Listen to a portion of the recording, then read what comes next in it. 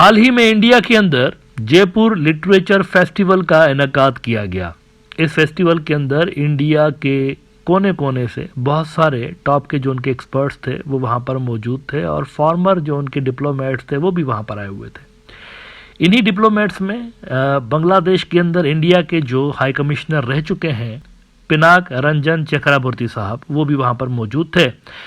अब वहाँ पर पिनाक रंजन चक्रवर्ती साहब से एक सवाल पूछा गया, या बाय द वे उन्होंने एक बात कह दी कि ये जो बांग्लादेश के अंदर एक शक है, सस्पिशन है इंडिया को लेकर, ये क्यों है कि इंडिया हमारे साथ सही ट्रीट नहीं करता, या इंडिया की जो पॉलिसी है बांग्लादेश के हवाले से वो ठीक नहीं है, ऐसा क्यों है? इसका जवाब पिनाक रंजन चक्रवर्ती साहब ने क्या दिया है, इसके लिए मैं आपको द प्रिंट दिखाना चाहूंगा। इंडियन न्यूज आउटलेट है, आज ही इन्होंने ये स्टोरी लगाई है कि JLF panellists unpack why Bangladesh is so suspicious of India when both distend to work together. जब दोनों की मंजिल एक है तो हमारे अगेंस्ट यानी इंडियंस के अगेंस्ट उनको इतना शक क्यों है? मंजिल एक है दोनों की, लेकिन फिर भी शक है। इसकी वजह क्या है? Why is so? इस पे वो कहते हैं कि Bangladesh hostility towards India is due to the historical dominance of India in bilateral relations as a larger nation which creates an asymmetry that all smaller countries regard with suspicion, said former High Commissioner of India to Bangladesh Pinak Ranjan Chakraborty at the Jaipur Literature Festival. The solution, he added, is non-diplomacy. अब ये बड़ा एक अजीब सा उन्होंने logic दिया है, different किस्म की बात की उन्होंने कि हम बड़े एक मुल्क हैं और बाकी छोटे मुल्क हैं, तो इसकी वजह से हम डोमिनेंट ज़्यादा रहे हैं, तो हमारी इस डोमिनेंस की वजह से सस्पिशन क्रिएट होती है। अब यहाँ पर एक सवाल है पिनाक रंजन चक्रवर्ती साहब से कि देखें, अगर आप बड़े मुल्क हैं तो बाकी छोटे मुल्क हैं तो आपकी डोमिनेंस होती है, तो अगर इस वजह से मसाइल क्रिएट होते हैं तो सवाल यहाँ पर यह पैदा होता है कि सस्पिशन तो शुरू से लेकर इंडिया और चाइना के ताल्लुकात में भी रही है। वो तो आपसे छोटा नहीं है, वो तो आपकी इक्वल कह लें या आपसे बड़ा मुल्क कह लें। अभी तो आबादी में 19-20 का फ़र्क है। इंडिया की आबादी तेज़ी से बढ़ी है, चाइना की उतनी तेज़ी से नहीं बढ़ी, तो इस वजह से थोड़ा सा आबादी का तनासुब आप कह सकते हैं। लेकिन एरिया के हिसाब से भी बड़ा मुल्क चाइना है, इकोनॉमी के हिसाब से 5 गुना बड़ा मुल्क है, मिलिट्री के हिसाब से भी बड़ा मुल्क चाइना है। उनके और आपके दरमियान सस्पिशन क्यों है? देखें ना, अगर इस थ्योरी को सही मान लिया जाए तो वहां पर अप्लाई नहीं होती चाइना के मामले में। इसका मतलब है कि there is something wrong in Indian policy itself. ये बड़े छोटे की बात नहीं है, डोमिनेंस की बात नहीं है।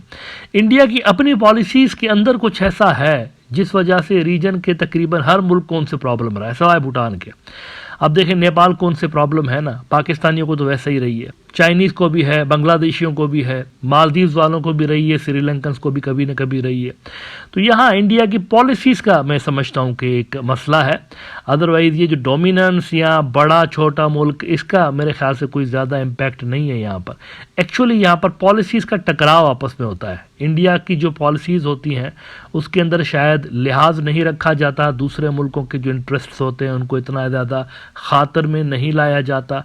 बिग ब्रदर वाली अप्रोच रही है हिस्टोरिकली इंडिया की नेबरिंग कंट्रीज़ के हवाले से, ख़ास तौर पर वो जो छोटे मुल्क हैं एरिया के हिसाब से, उनके साथ इनकी बिग ब्रदर वाली अप्रोच रही है। तो मेरे ख्याल से वो चीज़ ज़्यादा सस्पिशन क्रिएट करती रही है नेबरिंग कंट्रीज़ के अंदर। अच्छा, अब भी देखिए, मिसाल के तौर पर पॉलिसीज़ की मैंने बात की, तो आप ज़रा इंडिया की मौजूदा पॉलिसी देख लीजिए बांग्लादेश के साथ। फुल ऑफ केओस, मतलब केओटिक है, टोटल धपड़दूस जिसे कहते हैं ना। डिस्टर्बेंस नज़र आती है, अफरा तफरी नज़र आती है, और उसको सुधारने की कोई आपको दूर दूर तक यहाँ पर इफ़र्ट भी नज़र नहीं आ रही, बदकिस्मती के साथ। उस पर राजनीति खेली जा रही है। बांग्लादेश के अंदर अवामी लीग के अलावा बाकी भी प्लेयर्स हैं, सियासी प्लेयर्स हैं, लेकिन इंडिया ने उनके साथ हिस्टोरिकली कुछ ज़्यादा अपने ताल्लुकात बेहतर नहीं किए हुए। तो एज अ रिजल्ट जब शेख हसीना गई हैं तो उनका मसला हुआ है बांग्लादेश के साथ, तो ये पॉलिसी का मसला है ना। पाकिस्तान के एक बड़े चोटी के एक्सपर्ट हैं मुशाहिद हुसैन सैयद साहब। ये सेनेटर भी रह चुके हैं, पढ़ाते भी रहे हैं, पाकिस्तान के जो टॉप के ब्रेन्स हैं, he is one of them. इन्होंने कहा है, कल किसी जगह पर बात करते हुए ये कह रहे थे कि मोदी साहब जो है ना वो आइसोलेशन अब फेस कर रहे हैं। बांग्लादेश का जो रिवोल्यूशन आया है उसका इम्पैक्ट बहुत बड़ा है साउथ एशिया के अंदर, और उसके बाद वो आइसोलेशन फेस कर रहे हैं। आइसोलेशन इसलिए फेस कर रहे हैं क्योंकि इनकी पॉलिसीज़ गलत थी बांग्लादेश के हवाले से। ये पाकिस्तानी एक्सपर्ट्स कह रहे हैं पॉलिसीज़ इनकी गलत थी। इन्होंने एक लीडर सेलेक्ट की थी और ये उसी को बैक कर रहे थे। वो लीडर गई तो ये आइसोलेट हो गए। समा न्यूज़ ने रिपोर्ट किया पाकिस्तान के Modi facing isolation in region after Bangladesh revolution, Indian backed government in Bangladesh ousted after uprising Mushahid Hussain Syed. ये बिल्कुल ठीक बात है। इनकी जो पॉलिसी थी, अब देखिए ना, शेख हसीना पे बेस्ड थी। शेख हसीना गई तो इनका इन्फ्लुएंस भी गया। ये मसला चाइनीज़ के साथ नहीं हुआ, ये मसला अमेरिकन के साथ नहीं हुआ, उनका इन्फ्लुएंस कुछ खास डिक्लाइन भी नहीं हुआ बल्कि बढ़ा है। लेकिन इंडिया के साथ मसला हुआ है।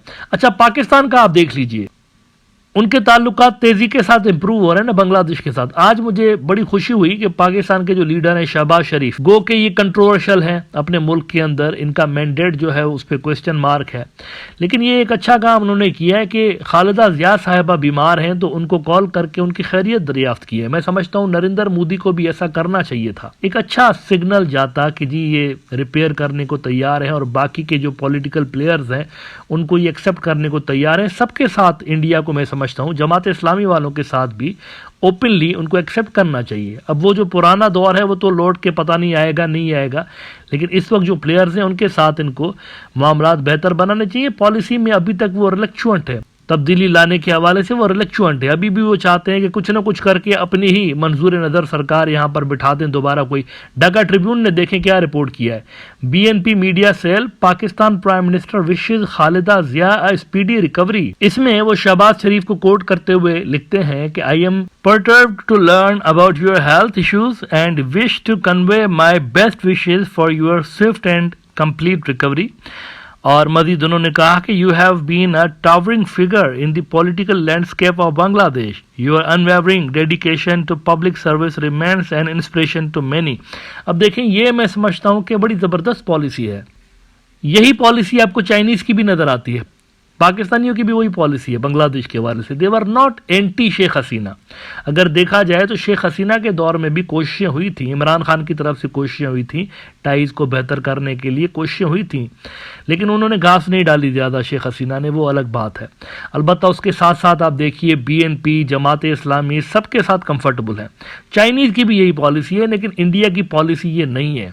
अभी भी देखें ना, वो ट्रबल मेकर का रोल प्ले कर रहे हैं। एंटी मोहम्मद यूनिस लाइन लेकर रखी हुई है उन्होंने कि Mohammad Yunus is a problem. तो मेरे ख्याल से ये बड़े छोटे वाली डोमिनेंस का मसला नहीं है जिस वजह से इंडिया और बांग्लादेश के टाइज में एक शको शुबात पैदा हुए। मेरे ख्याल से ये पॉलिसीज का मसला है। इंडिया की पॉलिसीज ऐसी हैं जो कि रीजन के बाकी जो मुल्क हैं, जैसे पाकिस्तान, चाइना हो गया, उनसे डिफरेंट है। इवन बाकी भी जो मुल्क हैं हमारे, देखें नेपाल वालों की भी यही पॉलिसी है, कोई भी आ जाए सरकार में हम उनके साथ काम करेंगे। मालदीव्स वालों की भी यही बांग्लादेश पॉलिसी है, कोई भी सरकार में आ जाए we are okay with them. Sri Lankan की भी यही पॉलिसी है, बांग्लादेश के लोग जिसको भी ऊपर लेकर आ जाए we will work with them. India की ये पॉलिसी नहीं है। वो असर्ट करना चाहते हैं खुद को कि बस जिसको हम पावर में लाना चाहें उसी को पावर में होना चाहिए। मेरे ख्याल से ये पॉलिसी चेंज करने का वक्त आ गया है, और अगर अब भी ऐसा नहीं किया जाता तो मुशाहिद हुसैन साहब की वो जो स्टेटमेंट है कि Modi facing isolation in region after Bangladesh revolution, ये आइसोलेशन बढ़ती जाएगी।